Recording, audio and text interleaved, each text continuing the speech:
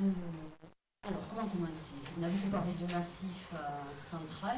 Donc, moi, je suis pas très loin, mais pas en zone de massif central. Je me situerai plutôt en zone de massif pyrénéen, puisque je travaille pour l'agence départementale du département de l'Ariège. Voilà, pour ceux qui connaissent, complètement au sud de Midi-Pyrénées, plus bas, vous êtes en Andorre ou en Espagne. En tout cas, je remercie les organisateurs effectivement de m'avoir donné l'occasion de venir vous présenter un programme donc, sur lequel je travaille moi depuis 2003-2004 et qui s'inscrit, je pense, globalement dans vos problématiques et dans les préoccupations que rencontrent tous les territoires qui souhaitent mener des programmes en faveur de la promotion et du développement du télétravail. Donc, le programme sur lequel je travaille s'appelle Ariège Télétravail, puisque là on a essayé d'être cohérent. Pour vous présenter globalement, pour ceux qui ne connaîtront pas, je suppose que vous êtes très peu nombreux dans la salle, le département de l'Ariège, donc pas très loin du Massif central, au pied, donc au sud de la région Midi-Pyrénées. Nous sommes un petit département en termes de nombre d'habitants, 156 000 habitants au dernier recensement, une densité, je pense, très proche de celle de la Lozère, 30 habitants au kilomètre carré. Beaucoup plus, 2 fois plus. 2 fois plus.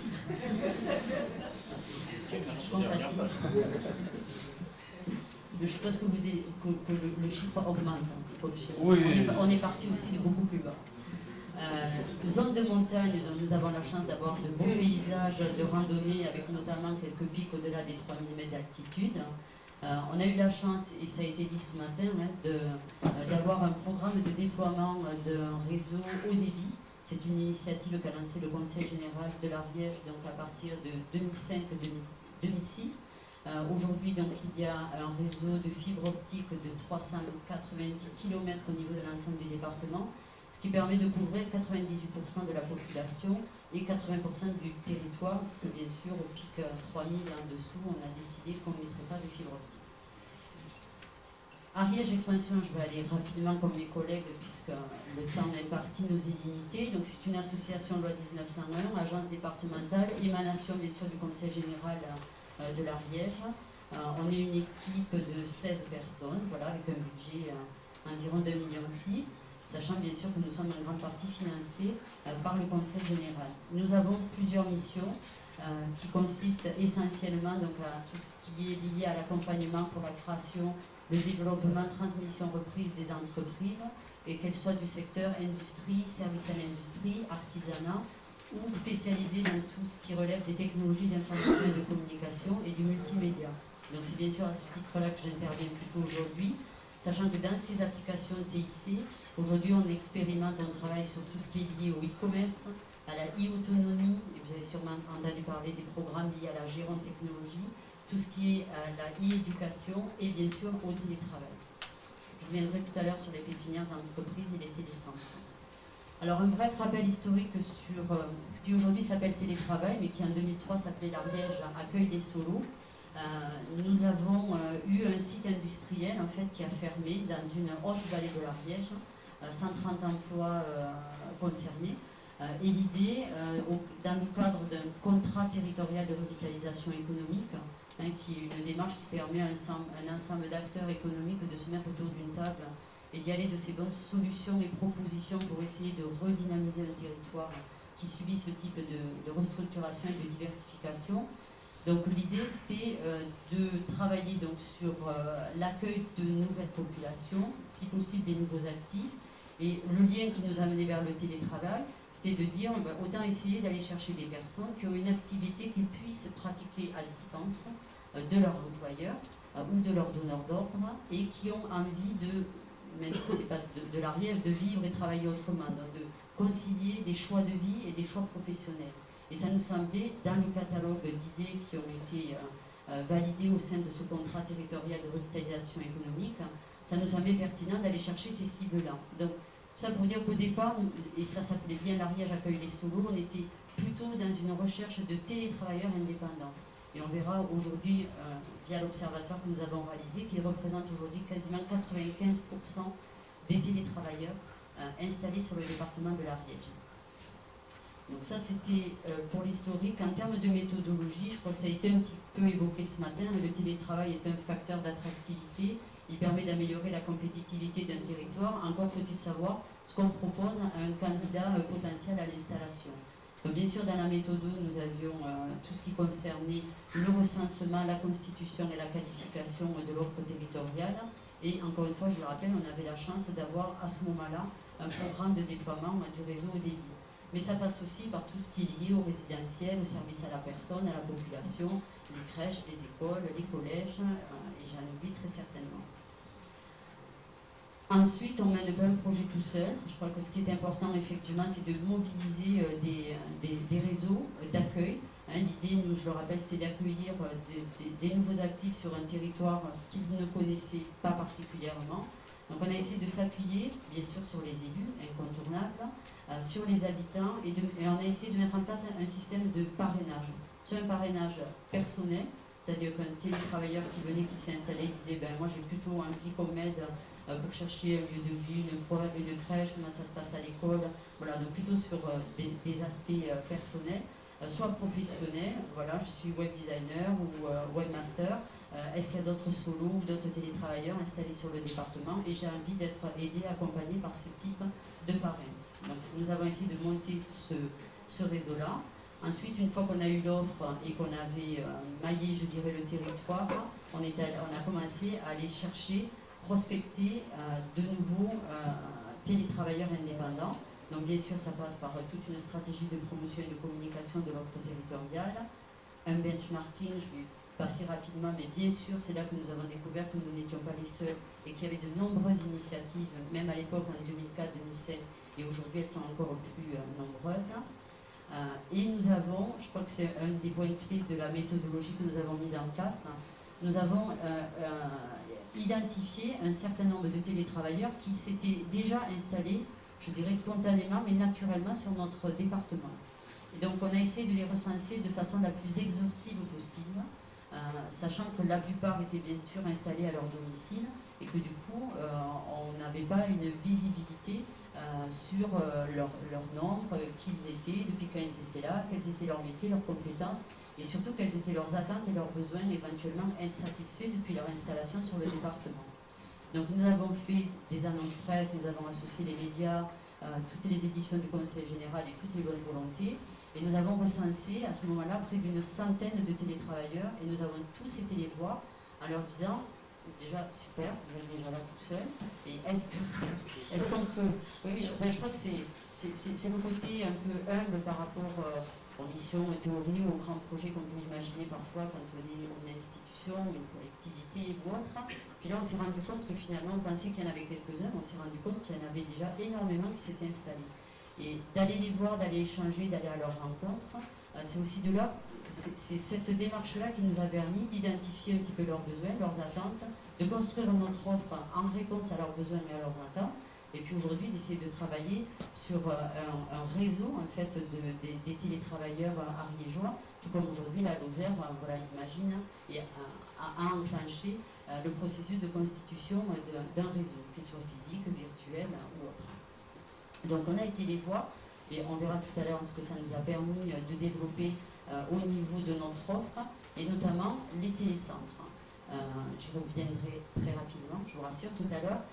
Nous avons eu la chance, au moment où nous nous posions la question de savoir effectivement quels étaient les outils supplémentaires qu'on pouvait mettre à la disposition des télétravailleurs et de ceux à venir, la DATAR, la DIACT à l'époque, a lancé un appel à projet, que vous connaissez très certainement, pour la création et la mise en place de télécentres. Et nous, la proposition de notre réflexion était déjà prête, donc nous avons pu postuler à cet appel à projet et bénéficier des financements de la DATAR pour mettre en place à ce jour 3 télécentres sur le département de l'Ariège.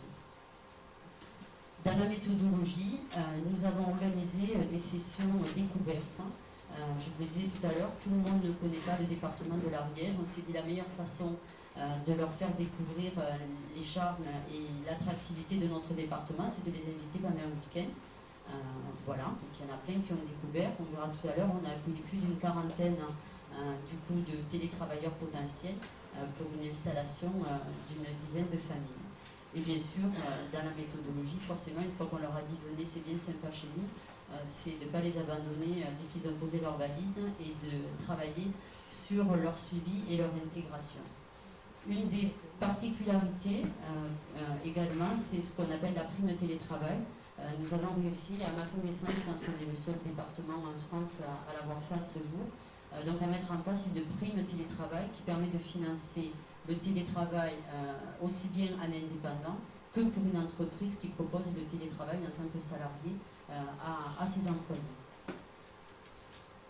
Je fais rapidement. Nos objectifs donc étaient d'installer 20 télétravailleurs donc, sur la période 2005-2007, qui était la période du contrat territorial de revitalisation économique. On a eu les moyens de fonctionner, je ne vous le cache pas, très confortable, 300 000 € donc, sur les 2 ans et demi. Et nous étions une personne et demie à temps plein à travailler sur ce programme. En termes de résultats, donc 10 installations donc, de familles, télétravailleurs, 87 télétravailleurs recensés. Aujourd'hui, ils sont près de 150. Donc ça, c'est dans le premier recensement, toujours sur la période 2005-2007. Sur ces 87 télétravailleurs recensés, nous en avons intégré dans l'annuaire qui est en ligne sur un site dédié, donc 47. Et après, c'est quelques indicateurs, toujours sur cette période 2005-2007, en termes de visites sur le site dédié, de campagnes de Google AdWords, voilà, pour présenter notre projet, et de participants aux sessions découvertes, presque aussi conviviales et sympathiques que l'accueil à Lausanne. Presque. En termes de financement juridique, c'était un budget de 300 000 €. On n'a pas tout dépensé. Voilà, ça, par contre, on est preneur si vous en avez. Hélas, non. Hélas, non. La Thierry s'est fermée le 30 juin 2007. Et bien sûr, avec un dispositif de cofinancement, Europe, État, la région Midi-Pyrénées, le Conseil général de l'Ariège, un autofinancement pour l'agence départementale de 30%. Ce montage-là était possible parce qu'il y avait derrière un contrat territorial de revitalisation économique, donc des conditions et un contexte un petit peu particulier, et effectivement qu'on ne peut pas reproduire ou pérenniser par la suite. Donc tout ce qui est promotion, prospection, j'en parlais, donc un site dédié qui s'appelle télétravail ariège-pyrénées.com, Pyrénées permettant de localiser un petit peu. Et puis tout un ensemble d'opérations, de relations, insertion presse. On a travaillé avec des médias, des magazines que vous devez connaître très certainement, comme Village Magazine. Nous avons participé effectivement à un certain nombre de salons, de manifestations, donc projet en campagne, le salon de la micro-entreprise et le salon de l'agriculture. Dans les bonnes pratiques, je crois que c'était un peu le sens de la présentation aujourd'hui. Un des points qu'on voulait mettre en avant, je crois que ce qui a fait la réussite un petit peu de ce projet, qui ensuite est devenu départemental et a pris le nom d'Ariège Télétravail, c'est qu'il était porté par l'agence départementale. On n'a pas pour dire qu'on était les mieux placés pour le faire, mais c'était surtout parce qu'on avait cette compétence-là départementale, alors qu'initialement, le contrat territorial de revitalisation était mobilisé sur un territoire du département. Et quand on recevait, je dirais, des télétravailleurs sur les sessions découvertes, il se trouve que cette vallée-là, même si elle avait énormément d'atouts et d'attractivité, ne répondait pas forcément à leurs attentes personnelles, familiales ou professionnelles. Et qu'en tant qu'agence départementale, nous pouvions du coup élargir, je dirais, la zone de recherche et l'étendre à l'ensemble du département. Et on s'est très vite rendu compte qu'effectivement, un projet comme celui-là était pertinent à l'échelon de l'ensemble du département et pas uniquement positionné sur une partie du territoire. Dans les bonnes pratiques, bien sûr, on a mis un comité de pilotage qu'on a eu un petit peu de mal à pérenniser et à faire vivre au-delà de l'échéance de 2007. Une forte implication, je l'ai dit tout à l'heure, des territoires, des acteurs, soit au niveau des communautés de communes, des pays, des mairies, donc tout le monde s'y est mis. Et je crois un élément très, très important, c'était de montrer l'exemple et de télétravailler. C'est-à-dire qu'on s'est appliqué la bonne recette aussi au niveau de l'agence départementale du développement économique et on a dit on va proposer le télétravail à certaines de ses salariés. Ou alors c'est les salariés qui ont peut-être proposé le télétravail à la direction. Je passe pour faire écho à l'étude qui a été faite par Cybermassif. Dans les obstacles, j'ai parlé tout à l'heure du réseau de parrainage. C'est vrai qu'au départ, il y a énormément de bonne volonté, mais ça demande des moyens importants pour faire vivre un réseau de la sorte et le pérenniser donc au-delà de cette expérimentation 2005-2007. Je rappelle à l'époque quand même si ça nous semble très proche, que 2007, on n'était pas encore dans les pratiques de tous les réseaux sociaux tels qu'on peut les avoir aujourd'hui, ou les communautés virtuelles. Je pense que si on avait eu ce type d'outils-là, peut-être que les choses auraient été un petit peu différentes. L'implication des élus, voilà, plusieurs, je pense, à les pratiquer ici. Il faut remettre les dossiers, comment dirais-je, en haut de la pile, et donc être régulièrement, je dirais, en demande et en sollicitation. Le comité de pilotage, je l'ai un petit peu dit, et bien sûr, on s'est heurté à la problématique du financement au-delà de l'échéance 2007. Donc nous travaillons aujourd'hui sur une implication de la région Midi-Pyrénées dans le cadre d'un schéma régional de développement économique. Bon, je vais passer, c'est un petit peu compliqué, mais c'est vrai qu'au bout d'un moment, si on veut avoir voilà, des financements, il faut s'inscrire dans les politiques État, régionales et départementales. Et nous, une des clés est d'impliquer la région Midi-Pyrénées, qui a déjà été au travers de l'étude qui a été menée donc, par Statistica et Consulting dans le cadre de Maceo. Donc c'était une très bonne nouvelle pour nous quand Maceo a lancé cette étude-là. On s'est dit que ça va nous permettre de remontrer par l'exemple et de remettre au goût du jour l'idée que le télétravail est un des éléments pour travailler sur l'attractivité et le développement économique d'un territoire. Bien sûr, les ressources humaines et bien sûr, ça a largement été évoqué ce matin, j'ai dépassé, l'évolution des pratiques et des mentalités. Donc, aujourd'hui, après 2007, on est parti, j'en ai déjà évoqué une bonne partie, donc au programme Ariège Télétravail, donc qui a une vocation départementale, et on essaie, je dirais, de s'intégrer dans toutes les dynamiques, les actions, les projets qui sont menés, je le disais, soit au niveau régional, soit au niveau départemental, et la dynamique lancée au niveau du Massif central, bien sûr, est forcément intéressante pour nous, à tel point qu'on réfléchit aussi aujourd'hui à, pourquoi pas, dupliquer, on peut rêver, une partie de la méthodologie de l'étude d'action qui a été menée au niveau du Massif central, pourquoi pas au niveau du Massif pyrénéen, parce que finalement, on peut retomber sur des problématiques différentes et tout ce qui a été fait, pratiqué, expérimenté au niveau Massif central, on peut imaginer de même dans les schémas de massif que ça soit éventuellement dupliqué au niveau Massif pyrénéen. Très rapidement, je crois qu'il y a 2 slides, une des spécificités du programme Ariège Télétravail, on a édité cet été un observatoire. Là aussi, je pense qu'on est pour l'instant pionnier en la matière. Donc bien sûr, il découle de tout le recensement qu'on a pu faire, de tout, je dirais, les relations, les échanges qu'on a pu avoir avec les télétravailleurs. Ce slide pour vous montrer quels sont les types de métiers les plus pratiqués, et je rappelle, 95% des télétravailleurs sur le département sont en indépendant. Voilà, hélas, je dis hélas parce que certains auraient certainement aimé rester en salarié, migrer vers le statut indépendant et parfois une solution pour arriver à convaincre son employeur ou son entreprise que ça peut être une solution qui puisse satisfaire tout le monde. Donc on a une partie, nous, des télétravailleurs indépendants qui étaient salariés, qui sont devenus prestataires de leur employeur. Et les métiers sur lesquels donc, ils se positionnent, vous le voyez, sont plutôt liés à tout ce qui est communication, édition, publication, tous les métiers liés à l'informatique et à l'Internet, au web. Et ensuite, on retombe sur des métiers, je pense qu'on retrouvera aussi en Lozère, tout ce qui est la traduction, le télésecrétariat, conseil, expertise et formation ou autre. J'ai évoqué tout à l'heure les télécentres, il y en a 3 sur le département, nous avons pu les financer, je le rappelais, grâce à l'appel à projet de la data. On a joué la carte de la simplicité, Ariège Expansion gère et anime 3 pépinières d'entreprise, et on a trouvé assez pertinent, et encore une fois pour réduire les frais d'infrastructure, d'aménager les télécentres au sein des pépinières d'entreprise.